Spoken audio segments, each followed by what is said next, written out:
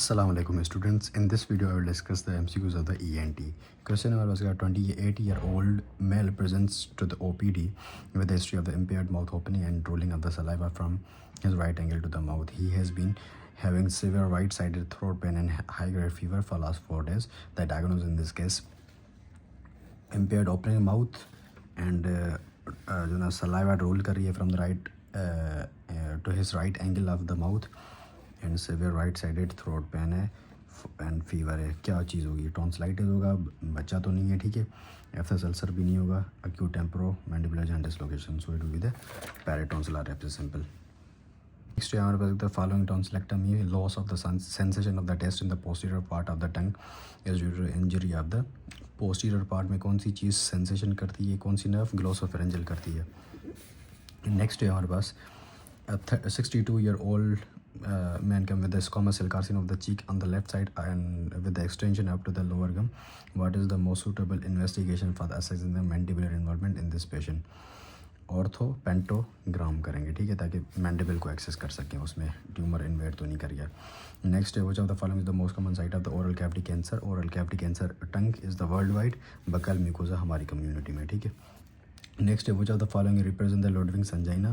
It's a type of the coronary artery spasm, or it's an infection of the cellular tissue around the submandibular salivary gland, or the esophageal spasm या फिर retropharyngeal infection है. It's infectious of cellular tissue around the submandibular gland. Next, which of the following is the most common benign neoplasm of the salivary gland? It's pleomorphic adenoma. benign का पूछा हुआ है. Next है the commonest complication of the COSM. It's जो ना आपके पास क्या मेनिंजाइटिस यहाँ पर लिखा हुआ है mastoiditis. It occur before the CSOM, ठीक है. So meningitis is the most common complication.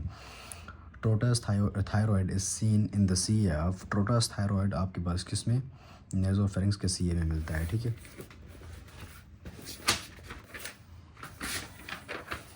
सो नेजोफेरिंक्स के सीए में मिलेगा. Next the opening in the case of the dacryocystorhinostomy. Dacryocystorhinostomy किस में करते हैं? जब आपके पास क्या नेजोलैग्रिमल डक्ट जो है वो आपके पास क्या जो ट्यूब है वो ब्लॉक्ड हो जाए. So it will be the middle meatus जो उसमें ओपन करेंगे, उसके थ्रू जाएंगे because it drain into the middle meatus. Next tracheostomy is make in opening in the trachea at the tracheal ring 3rd and 4th, उसके बीच में ही करते हैं, ठीक है. Next the commonest organism for the acute otitis media streptococci. Next question है the most common early symptom of the suppurative otitis media. Suppurative otitis media में सबसे पहले अर्ली सिम्टम पेन होता है. नेक्स्ट है हमारे पास commonest complication of the COSM meningitis है. नेक्स्ट क्वेश्चन है हमारे पास the main symptom of the vestibular neuritis is. Vestibular neuritis में सबसे इंपॉर्टेंट जो सिम्टम होगा आपके पास क्या होगा? वर्टाइगो होगा, ठीक है. सेंसरी न्यूरल हियरिंग लॉस वो लेट चीज़ होगी, वो बाद में होगी, ठीक है. सबसे पहले वर्टाइगो होगा.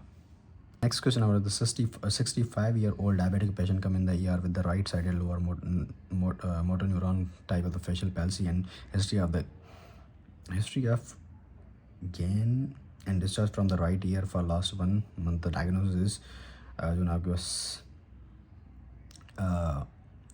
मोटर न्यूरॉन पैल्सी है, मतलब क्या फेशियल नर्व की पैल्सी है, 7th नर्व, ठीक है. एंड हिस्ट्री ऑफ द यहाँ पर ये गेन नहीं है, ये पेन लिखा हुआ है, सॉरी जी है. So pain and discharge from the ear, ये सारे फीचर्स हैं. और जो एक चीज़ है डायबिटिक, ये आपको क्लिक करनी चाहिए for the malignant otitis externa. यहाँ पर ओटोमाइकोसिस नहीं होगा because there is no itching. So itching नहीं है, so it will be the malignant otitis externa. दोनों चीज़ें डायबिटिक्स में होती हैं, लेकिन ओटोमाइकोसिस में आपके पास क्या चीज़ प्रेजेंट होगी? हिस्ट्री में इचिंग होगी. Next young male of the 22 year of age had history of the left-sided ear discharge for last 3 years. The discharge was continuous foul smelling scanty, ये वही है, repeated है, scanty discharge foul smelling COSM atticoantral type, ठीक है.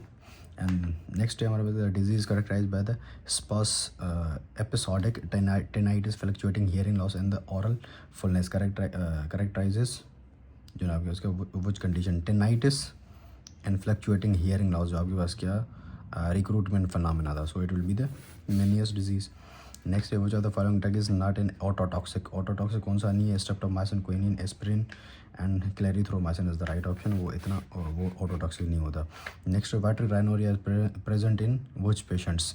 Watery rhinorrhoea किस में present होती है? लार्ज एडिनोइड्स में foreign body nose allergic rhinitis is the right option, उसमें प्रेजेंट होती है water rhinorrhoea. Which of the next है which of the following is the not visible on the anterior rhinoscopy. Anterior rhinoscopy में आपको superior turbinate नहीं नज़र आता। Then with the next question, the commonest cause of the CSF rhinorrhea is usually due to the trauma होता है cribriform plate की, जो नाम का उसका trauma की वजह से होता है। Next है the most common important etiological factor for the DNS is trauma of the nose। trauma की वजह से DNS होता है, या फिर congenital भी हो सकता है। The trephination is an operation to evacuate the pus from the frontal sinus। ये repeated question है, ये मैंने आपको बताया था। And then next question, which of the following is not a correct method for treating the epistaxis? Nose pore, Foley catheter, and the BIPV packing, and silver nitrate cautery, and direct pressure ice over the nose, and nose and backward head tilt, and direct pressure या फिर ice over the nose, या फिर जो back है ना, head के जो back है उसको बैक जो है ना वो क्या कहते हैं टिल्ट नहीं कर दिया हम, ठीक है। So it will be the incorrect one. So यहाँ पर नॉट करेक्ट पूछा है तो it will be the right option. Next है nasopharyngeal angiofibroma is a angiofibroma क्या है, उसमें ओमा है, so it will be the benign tumour. Next है the pharynx is broadest at its upper end के ऊपर फेरेंक्स ब्रॉड होती है, नीचे वो आहिस्ता आहिस्ता जो ना मतलब नैरो होती जाती है। Next which of the following is not a clinical finding associated with the peritonsillar abscess. Tonsillar abscess में ट्रिस्मस भी आपको मिलेगा, ओडाइनोफेजिया भी मिलेगा, पोस्टीरियर ट्रायंगल लिम्फेडेनोपैथी आपको एब्सेस में नहीं मिलेगी, ठीक है। So it will be the right option. Restricted neck movements आपको मिलेंगी, ठीक, बिकॉज वहाँ पर एब्सेस है तो पेन होगा, तो वो अगर मूव करेंगे नेक को तो वो पेन होगा। क्वेश्चन है हमारे पास, young male patient presents come with the unilateral nasal obstruction and foul smelling nasal discharge. Unilateral nasal obstruction, foul smelling nasal discharge, young patient है, and examination greyish mass and probing feels stony hard. अगर probe आपने डाला nose में तो वो stony hard था, क्या चीज़ होगी, राइनोलिथ होगा, ठीक है। ये रिपीटेड क्वेश्चन था। नेक्स्ट क्वेश्चन है हमारे पास, 20-year-old female patient presents with the anosmia and the foul smelling discharge from the nose and patient complain of the bilateral nasal obstruction, there are the large crust on the nose. ये भी repeated question है। Epistaxis हुई है, it will be the atrophic rhinitis. Crust है, nasal discharge भी है, foul smelling है, anosmia भी है। सो एट्रोफिक राइनाइटिस है। अनोस्मिया कौन सी होगी, मर्सीफुल अनोस्मिया होगी। नेक्स्ट है 15-year-old boy presents with the profuse and the recurrent attack of the epistaxis and unilateral nasal obstruction. According to him, he has a nasal packing done in hospital in last 2 months. For this complaint, and patient looks pale and having denasal speech. What is the investigation of choice in this patient? CT paranasal sinus करेंगे, ये likely या polyp होगा, ठीक है। Next question है 25-year-old male patient having the history of the trauma to the face last night. Now complaining of the bilateral nasal obstruction. Examination revealed the smooth rounded swelling of the septum in both nasal foci, and palpation show a mass to be the soft and the fluctuant.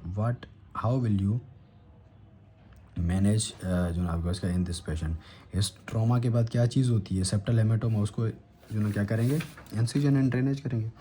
Next है हमारे 25-year-old male patient having the history of the trauma 5 days back, now complaining of the severe nasal obstruction and pain with the fever.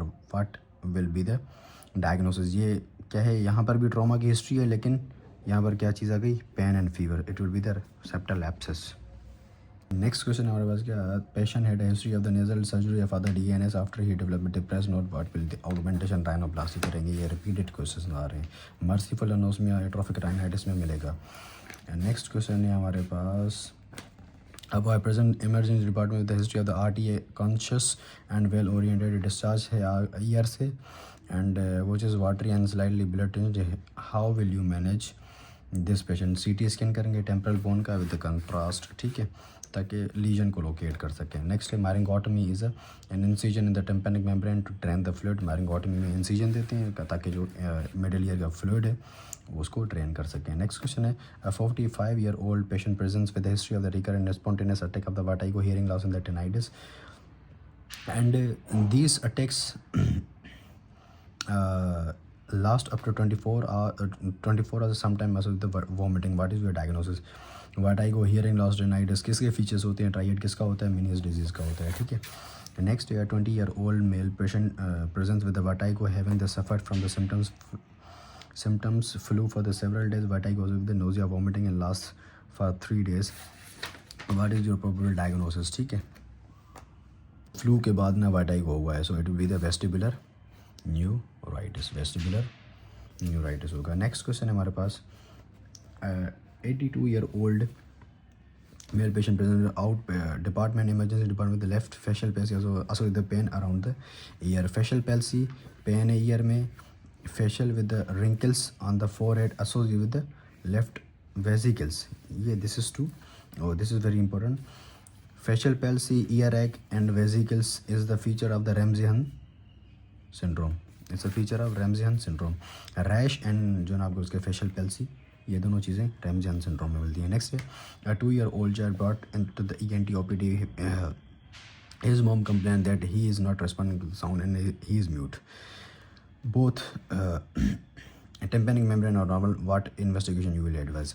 Pure tone audiometry 2 साल के बच्चे में नहीं करते, tympanometry middle ear के जो ना प्रॉब्लम में करते, not in the hearing loss. Tuning fork test यहाँ पर नहीं करेंगे, it will be the BERA which is brainstem evoked response audiometry. Next है the tympanic membrane with the perforation or raised edges is seen in trauma में आपके पास क्या everted edges होती हैं, perforation होती है tympanic membrane की and everted edges या फिर जो ना raised edges होती हैं tympanic membrane की, trauma होगा, ठीक है।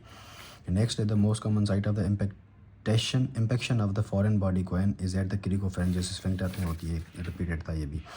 Next, dysphagia for the fluid is present but not for the solid. What is your diagnosis? It is achalasia cardia. Next, a patient come to the OPD with the complaint of inability to open the mouth completely. On your history, he is a betel nut chewer and examination white pale oral. This is OSF, ठीक है। betel nut chewing है और completely वो mouth को open भी नहीं कर रहा, it will be the OSF, ठीक है, oral submucosal fibrosis. Next question है हमारे पास क्या ओडाइनोफेजिया मीन्स डिफ़िकल्टी, पेनफुल या फिर difficult, sorry painful swallowing odynophagia होगा। नेक्स्ट है the commonest cause for the acute epiglottitis is it is Haemophilus influenza type B. Next है हमारे पास the investigation of choice for the patient with the dysphagia is the barium swallow the investigation of the choice. Next question है हमारे पास 13-year-old boy normally fit and well presents with the 6-month history of the multiple painful ulcers which heal spontaneously within the 2 to 8 weeks. What is probable diagnosis? History है painful ulcers की और जो ना spontaneously heal भी हो जाते हैं, क्या होंगे? एफ्थस अल्सर होंगे ना। नेक्स्ट है हमारे पास क्या 30-year-old man presents with a short history of the left submandibular swelling which develop after the eating associated with pain. ये भी एक रिपीटेड क्वेश्चन है, मैंने आपको इसको एक्सप्लेन भी किया था, it will be the sialolithiasis. Next question है हमारे पास क्या 65-year-old lady presents with a painless smelly discharge from his right ear with ear which he developed over a few months. She further claims that now she had to use the telephone on her ear as it has become difficult to hear from the right ear. What is most likely diagnosis? ठीक है, otitis media होगा, otitis external प्रेसबैक्यूसिस या फिर कोलिस्टेटोमा होगा जिसकी वजह से वो हियरिंग इम्पेयरमेंट हो गई है, ठीक है।